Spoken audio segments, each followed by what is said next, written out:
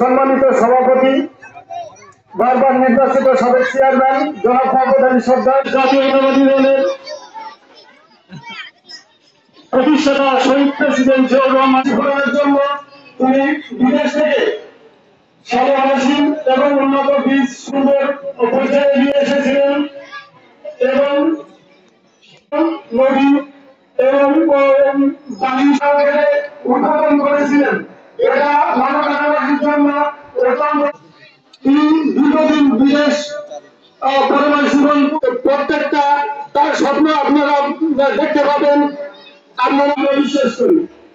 আমাদের আগামী বাংলাদেশের জননেতা হাবিবুল ইসলাম হাবিব, তিনি কিন্তু প্রথম জাতীয় নাম ঘোষণা করা হয়েছিল।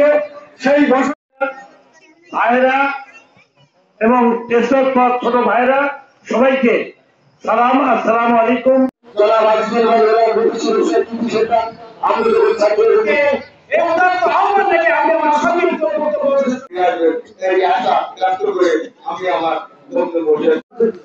প্রত্যেকটা অনুষ্ঠানে ঢাকা, খুলনা, সাতক্ষীরা প্রত্যেকটা অনুষ্ঠানে আমরা যত কষ্ট হোক এই রাজ্যের সরকারের বাধার মুখে আমরা প্রত্যেকটা অনুষ্ঠানে আমরা সফল করি।